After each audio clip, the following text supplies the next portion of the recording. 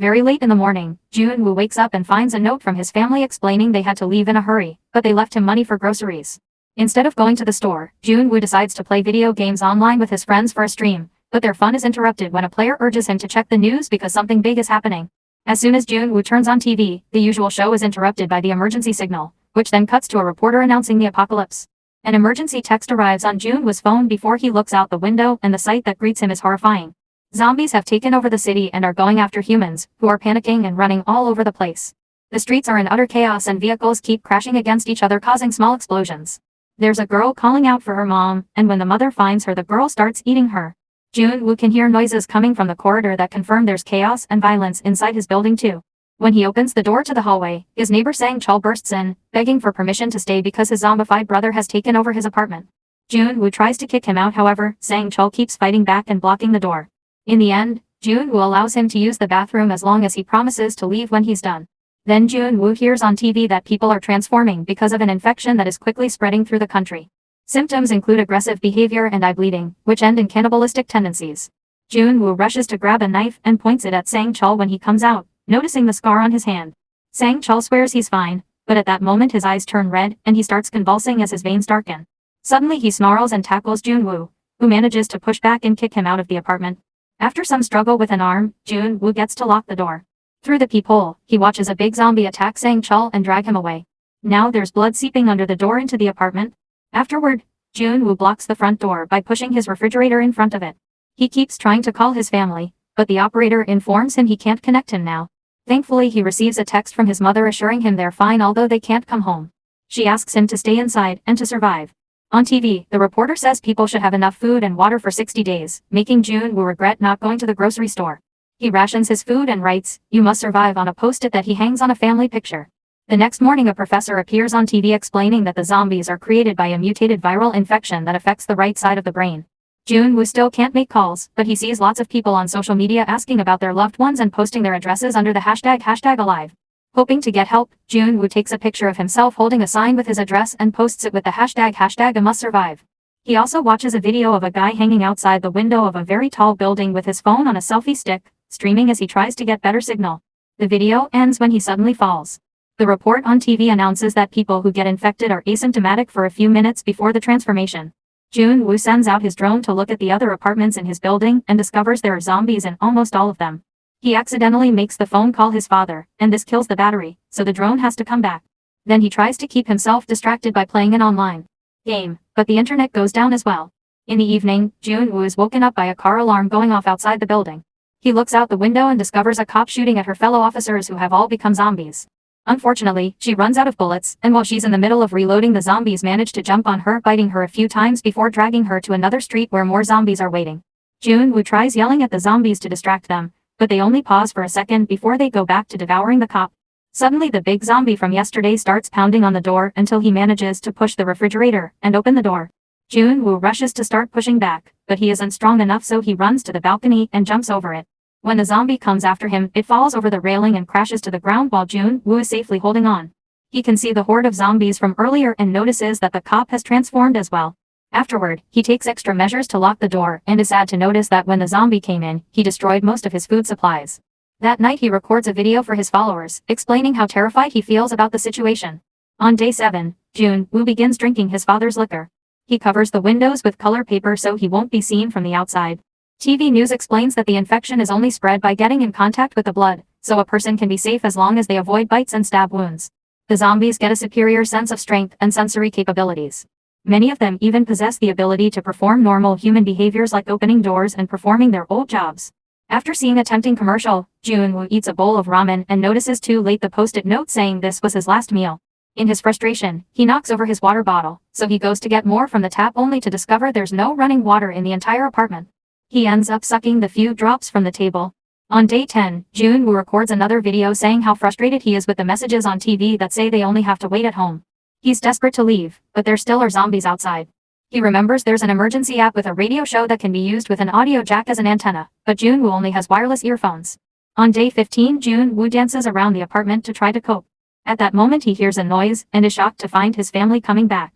This moment of happiness only lasts a minute before he realizes he's hallucinating, causing him to have a breakdown.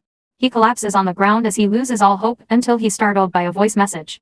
Jun-woo can hear his mother telling him to stay home, but there's lots of static, and he can't understand the rest. Copying the guy from the video, he stands on the balcony with a selfie stick, listening to the message while the zombies wait for him to fall. Unfortunately, the message ends when a zombie attacks his family, which may mean they're dead. This causes Jun-woo to finally snap, and he starts destroying all the objects in the living room, but it isn't enough to cope with his frustration. He steps outside and starts hitting a zombie with a golf club until it's dead. As he yells for more, he looks around the corner and finds a zombified Sang-chul. Jun-woo isn't scared of just one zombie, but his yelling has gotten the attention of a whole horde. He runs to the elevator and opens the door only for more zombies to come out. A terrified Jun-woo immediately runs away and manages to hide just in time. After the horde is gone, Jun-woo starts making his way back to his place. A new zombie appears nearby, but he's blind, so Jun-woo waits until he walks away and rushes to get inside his apartment. As soon as he locks the door, the zombies hear the noise and gather outside. On day 20, Jun-woo rushes to the window when he hears some explosions and learns that the city is getting bombed. Thinking it's over, he makes a video only saying hello and goodbye before getting on a stool to self-delete. While he waits for the end, a laser beam suddenly comes into the apartment through the window and points at the word no on a sign. Jun-woo struggles with the rope until he frees himself and reads the words the laser is pointing at, which form the sentence, "Don't be a moron." When he looks out the window, he discovers that Yoo-bin has been watching him from her apartment using binoculars. Using hand gestures, they agree to meet again at 7 o'clock. A look into Yoo-bin's place reveals she's very organized and has plenty of survival tools. She's even installed a booby trap by the door and shares her water with her plant. The next morning, Jun-woo oversleeps and peeks out the window at 11 o'clock. Yoo-bin takes pity on him and comes out to greet him anyway. Using gestures and their phones, they exchange their names and a few words. At that moment, Yoo-bin hears a noise, so she tells him they can meet at 7 o'clock again. Then she grabs her axe and turns around to find a zombie caught in her trap. After a short moment to gather her bravery, she kills it. That night it starts raining, so both Jun-woo and Yoo-bin take their pots out to gather water, and Yoo-bin puts her plant outside as well. When she looks at Jun-woo's building, she notices the 8th floor is empty. The next morning, Jun-woo wakes up early, but he isn't feeling well because of his hunger. Yoo-bin notices this and tries to throw some rope toward his balcony using a ball, but it falls on the ground. Jun-woo sends out his drone with some rope, and once it's been firmly tied on both sides, Yoo-bin sends a bag with food and a note that says eat slowly. At that moment, Jun-woo notices that the ball has been grabbed by a zombie firefighter, who pulls at the rope. The table on the other end is dragged through the apartment and hits Yoo-bin, knocking her out. Now that the table is stuck against the railing, the fireman starts climbing the rope. Jun-woo throws empty bottles to stop him, but none of them hit. Then Jun-woo sends out the drone, flying it near the fireman to try to make him fall. It even manages to scratch his cheek. The zombie keeps swatting at the drone, so Jun-woo has to carefully dodge every movement. When zombies start pounding on his door, he gets distracted and the drone falls, but he regains control just in time. Unfortunately, the fireman manages to grab the drone and destroy it, but before he can keep climbing, Yoo-bin wakes up and cuts off his hand, making him fall. While Yoo-bin looks at her bruises in the mirror, Jun-woo flashes a message on his phone saying stay strong. Sometime later, Jun-woo notices that the food supplies are getting low again, and reminds himself he must survive for his family. After covering his feet and his head, he leaves the apartment in the middle of the night. There are many bodies in the corridors including Sang-chul, so Jun-woo takes his keys while moving quietly because there's a zombie nearby. Then he enters Sang-chul's apartment and takes food from the fridge, some headphones, a jacket, and walkie-talkies. Then he notices something on the bed and moves the covers to find a dead woman. At that moment he's attacked by Sang-chul's zombified brother, who tackles him to the ground. Jun-woo manages to use the dead woman as a shield, which allows him to roll away and start running. The zombie tries chasing after him. However, Jun-woo throws a metal bar at him to slow him down, and locks the door on his way out so he can return to his place safely. After having a snack, Jun-woo cuts the headphone wires to use the jack as an antenna, but sadly the radio app isn't working. Then he sends the bag back to Yoo-bin with the walkie-talkie and some of the neighbors' food. They chat for a while to show support for each other, and it's revealed that Yoo-bin considered self-deleting too.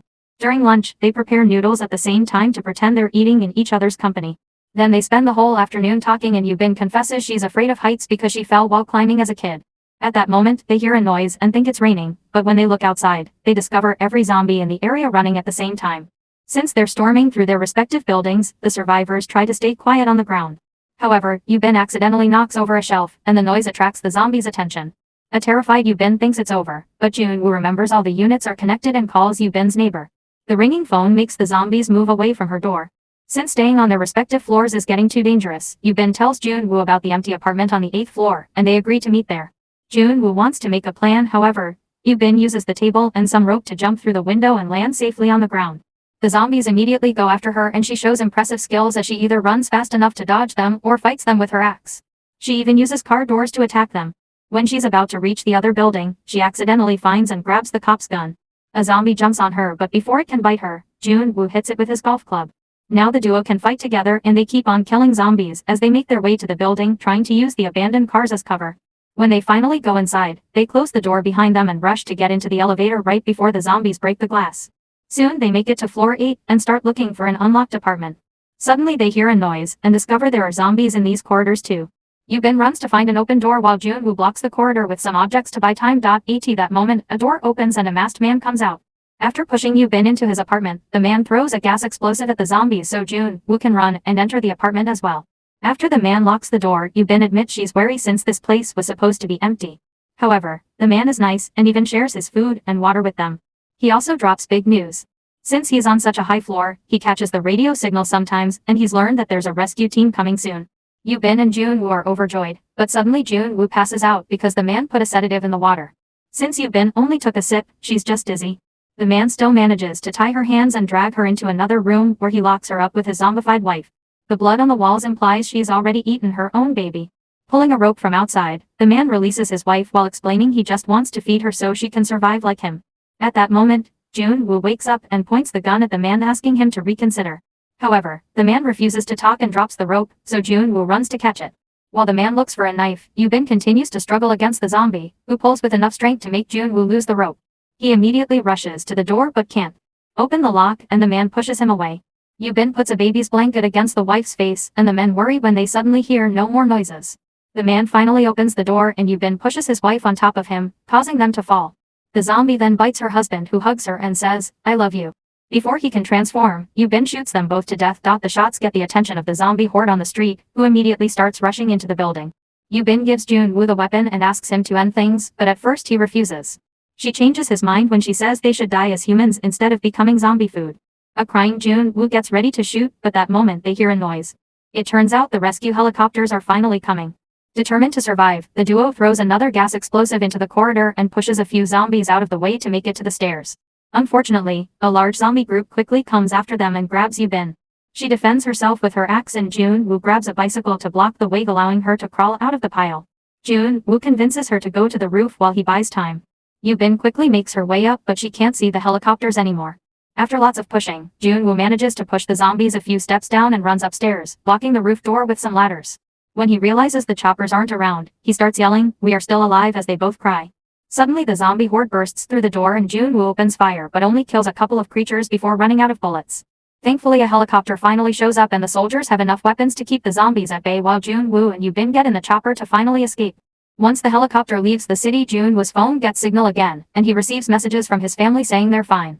Watching the city from afar, Jun-woo remembers all the posts he saw on social media related to survivors waiting to be rescued and imagines his "I must survive" tag being changed to alive. Make sure to subscribe and turn on notifications so you can watch more videos like this. Thanks for watching.